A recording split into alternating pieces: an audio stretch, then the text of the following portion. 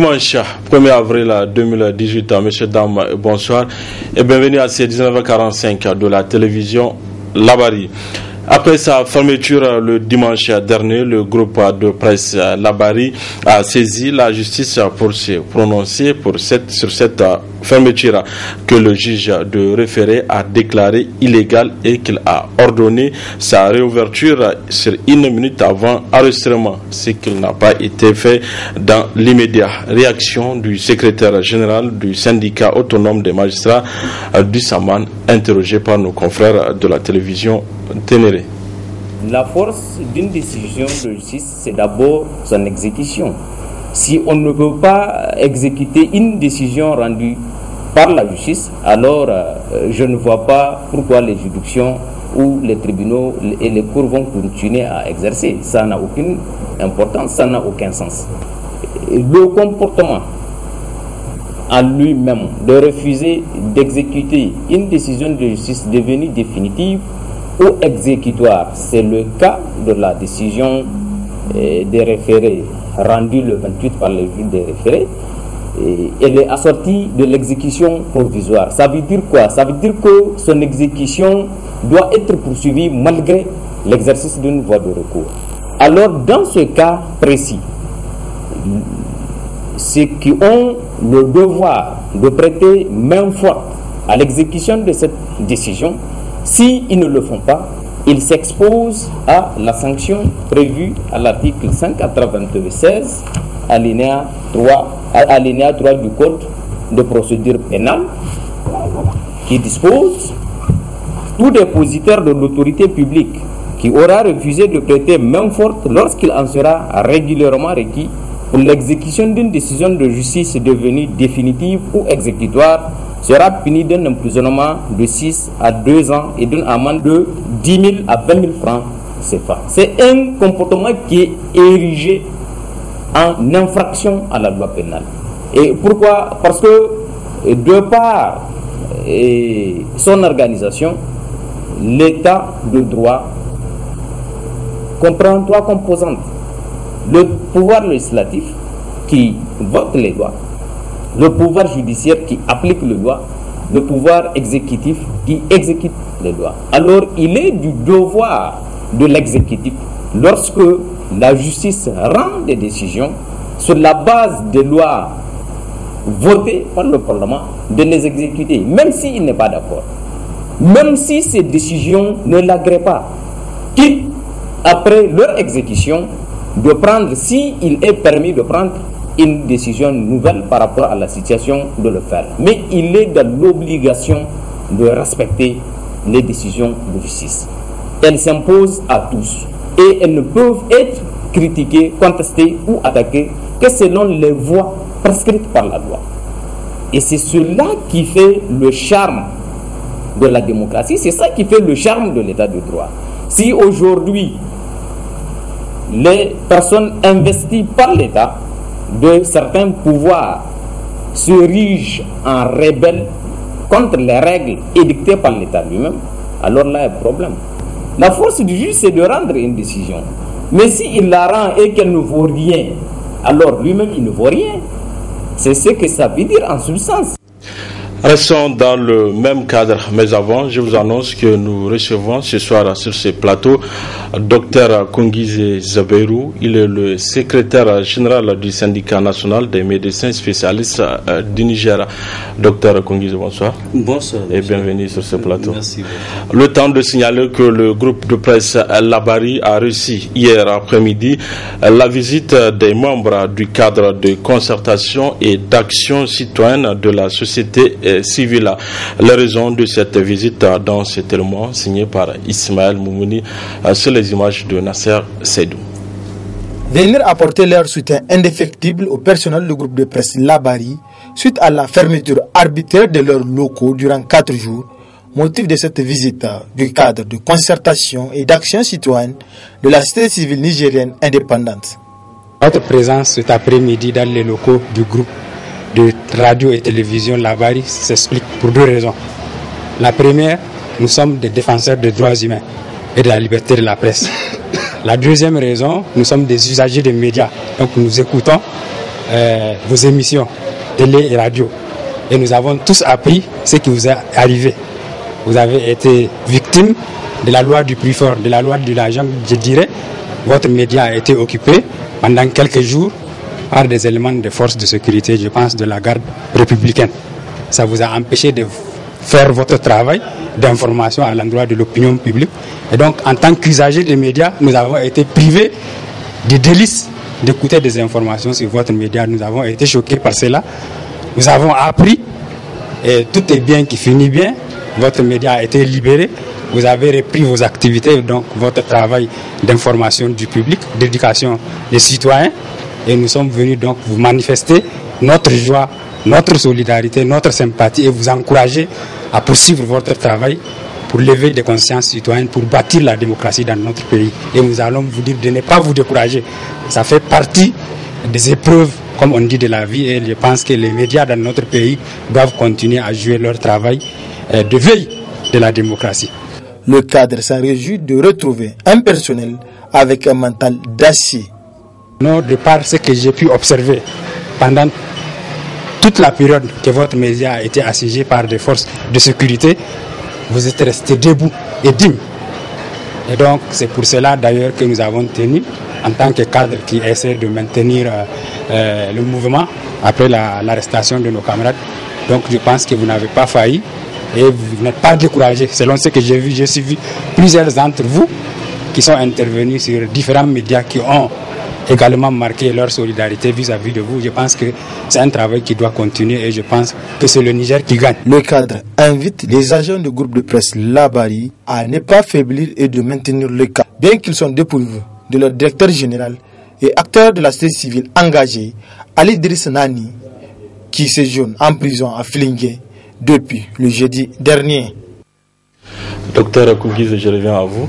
Vous êtes bien installé. Oui, merci M. Nasser. Alors, votre syndicat a bientôt 4 ans qu'il s'est engagé dans une lutte, un combat, si je peux me le permettre, pour exiger une amélioration de traitement salarial. Alors, quelle est la situation actuelle? Merci Nasser. Avant de parler de notre situation, permettez-moi d'abord de vous réitérer une fois de plus notre soutien par rapport à l'événement que vous avez vécu. Merci. Et par rapport à votre contribution sur le triomphe des valeurs démocratiques. Et nous souhaitons qu'Allah le Tout-Puissant vous assiste davantage dans ce combat. Merci, docteur. Et par rapport à notre revendication, en fait, c'est même pas une amélioration qu'il faut l'appeler. Ça fait 4 ans que nous demandons la réparation d'une injustice sociale. Injustice sociale parce que vous savez, tout agent de l'État qui passe se former et qui revient avec son diplôme au bout d'un an déjà, tu bénéficies d'un reclassement. Malheureusement, le médecin, vous partez faire 4 ans d'études, 5 ans d'études, après le doctorat, vous revenez sans être reclassé. C'est simplement ce que nous demandons de réparer et cela fait maintenant bientôt 4 ans que nous courons derrière. Mais 4 ans que ça bloque, qu'est-ce qui bloque exactement cette revendication? Cette revendication, nous pouvons dire que c'est uniquement la mauvaise foi. Parce qu'en dehors du président de la République, il n'y a pas une autorité que nous n'avons pas rencontrée dans ce pays. Et chaque fois que nous les rencontrons, ils sont d'accord qu'on a raison, mais jusqu'ici, aucun acte n'est posé pour aller dans le sens de régler définitivement cette question. On gesticule par-ci, on gesticule par-là. Et pire, depuis l'arrivée de M. Ilyas Ouidi à la tête de ce ministère, qui est médecin de surcroît, les choses se sont empirées. Les choses se sont empirées parce que vous vous souvenez, au lendemain de son accession à la tête de ce ministère, il a été interpellé par l'Assemblée nationale sur la question des médecins spécialistes. Eh bien, bonjour les dégâts, il s'est acharné contre les médecins. Vous vous souvenez le jour-là de sa fameuse phrase où il est allé jusqu'à classer les médecins pour parler des mauvais et des moins mauvais. Imaginez-vous comment tu peux faire ce qualificatif. Et avant ça même, ce monsieur, il s'est acharné contre nous et même avec des propos mensongers. Il disait que dans la sous-région, nous sommes les mieux traités. Ce qui est archi faux parce qu'on lui a donné l'exemple du Bénin d'à côté. On leur a fourni le bulletin de salaire des médecins spécialistes béninois et des médecins spécialistes nigériens. Preuve à l'appui. Preuve à l'appui. Et vous voyez, malgré ces preuves-là, ce monsieur, il a continué dans son acharnement. il nous a qualifiés de mauvais et de moins mauvais. En même temps, il se qualifie lui de quelqu'un de nickel. Après 20 ans de carrière, il n'a jamais fait du privé. Mais d'abord, ce qu'il faut reconnaître, ce qu'il faut chercher à savoir, il dit après 20 ans de carrière. 20 ans de carrière en tant que qui? Ou en tant que quoi? Parce qu'à ce que je sache, il a soutenu sa thèse de doctorat à médecine aux alentours des années 2006. Et 2006 à 2016, ça faisait 10 ans. Et il a parlé de 20 ans de carrière. Et mieux, il dit qu'il ne faisait pas d'exercice privé alors que ce monsieur, il passait tout son temps dans les écoles de santé privées pour enseigner. C'est quoi ça? C'est pas du privé. Vous voyez, quelqu'un qui vient mentir aux yeux de toute une nation, uniquement pour avoir la confiance de ses mentors politiques. Et cela va lui permettre naturellement de pouvoir engranger le maximum d'intérêts par la suite. Donc, ça veut dire que c'est uniquement des intérêts individuels qui ont poussé cette personne-là à s'attaquer de façon fortuite à cette corporation et pour mettre le pays en retard. Alors, 4 ans sans satisfaction. On a suivi, vous avez observé une fois des grèves répétitives. Alors, est-ce qu'il ne faut pas changer de méthode ou bien laisser tomber carrément? Parce que jusque-là, 4 ans sans gain de cause. Oui, tu vois, M. Nasser, quand on parle de changer de choses, tant que la mauvaise foi y est, rien n'est possible. Est-ce vous comprenez?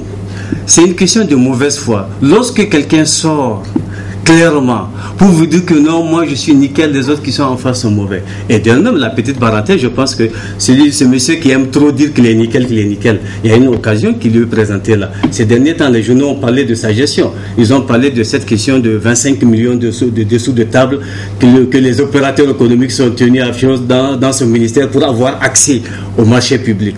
Je pense ces journaux lui ont même demandé de répondre à cela. Et jusqu'ici, on n'a pas vu la moindre trace de réponse. Et je pense qu'il devait prendre son courage à deux mains, comme il aime dire qu'il est toujours clean, qu'il est propre.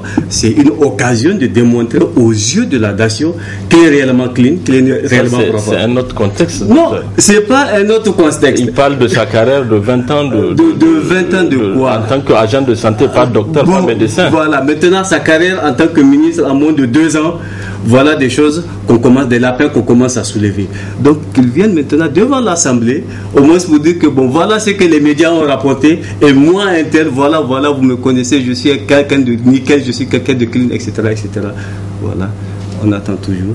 Et ce monsieur, il a eu la maladresse de s'attaquer surtout à des gens qui le connaissent. On était au Saint-Famed ensemble, et avant même le Saint-Famed, ce qui se souvient, il y a l'association des médecins nigériens pour la promotion de la santé, ce qu'on appelle communément l'association des jeunes médecins, que nous avons créé et qu'on lui a légué avant d'aller en spécialisation. Qu'était sa gestion après?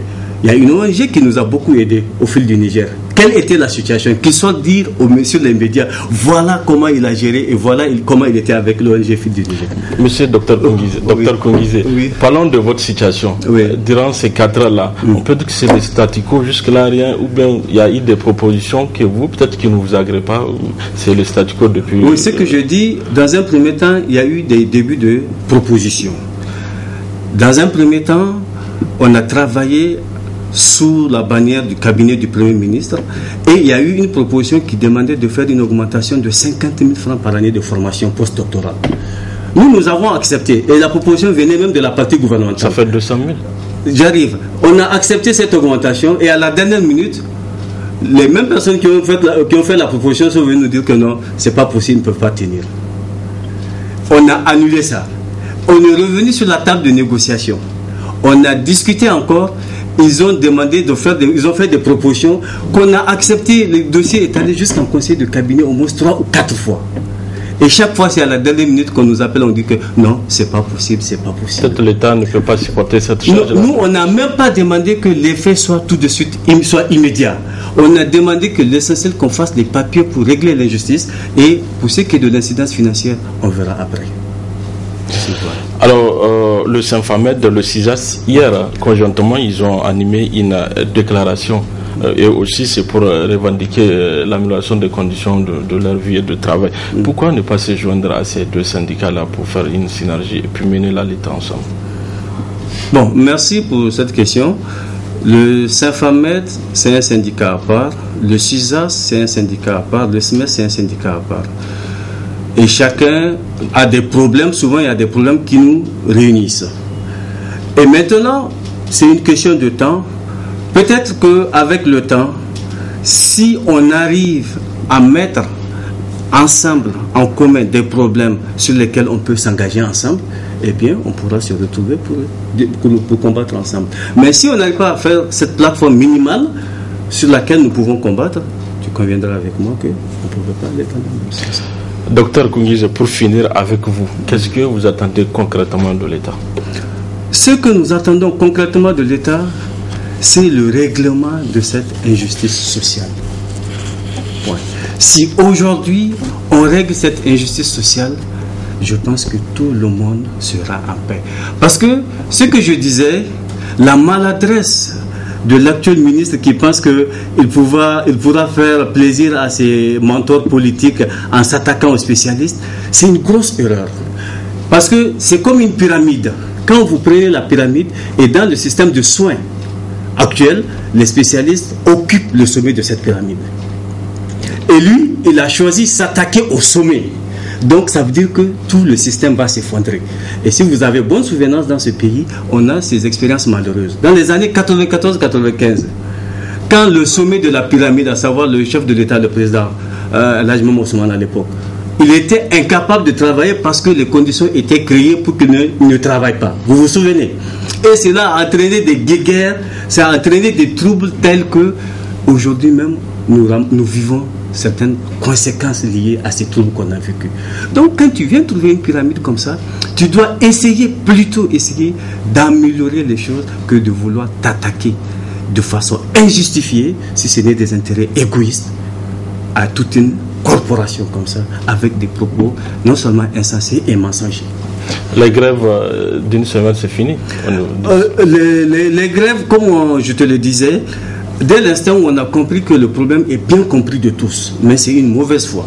Et pour soulager la souffrance des patients, on a décidé de ne plus faire des grèves de façon continue, mais plutôt de prendre des temps, après 1-2 mois d'interruption, on revient avec des grèves de 5 jours à une semaine pour encore rappeler à l'opinion que ce problème est toujours entier et que tant que ce problème ne sera pas réglé, il y aura les perturbations.